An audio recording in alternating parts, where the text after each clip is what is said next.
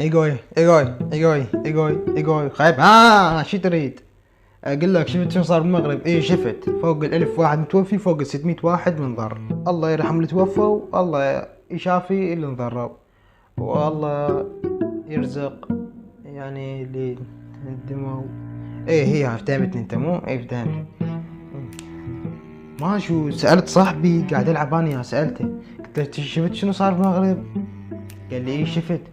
قال لي هاي مسويتها امريكا يعني تكره المغرب، والمغرب راح ترد عليهم وتسوي لهم اعصار وما ادري شنو.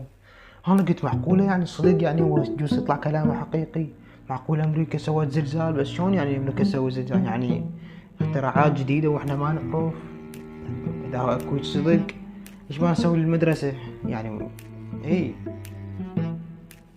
وبعد شفت شنو صار واحد ذاك من فرقة BTS شنو مسوي؟ وشفته هذا يعني اول ما شفته قلت فوت عليه.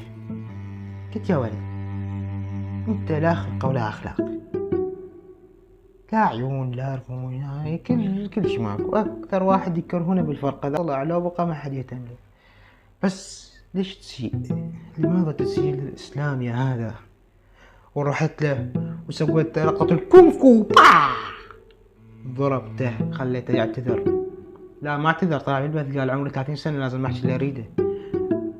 رجعت الكونغ فو مالتي، رجعتها ما سويتها شي. بعد شفت شنو صار؟ شنو هو؟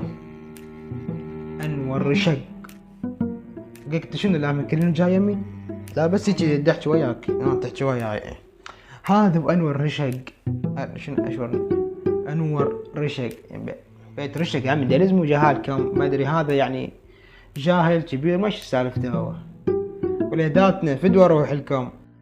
وليداتنا راح يدخلون الجذوره فدوه، اروح لكم لا يحترق واحد، اروح لكم فدوه بس سووا مجال من النص خلي عبرين الجذوره، اروح لكم فدوه انا. اجمد كده ولا لا بص ما تعيطش، مش عايزك كده ها.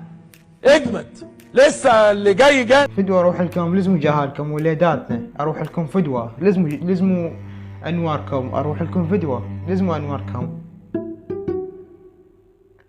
والى هنا كانت معكم اخبار الاسبوع مع ايجوي. نلقاكم بفيديو جديد نلقاكم بفيديو جديد وفيديو جديد ان شاء الله تعالى. مع السلامة. ترى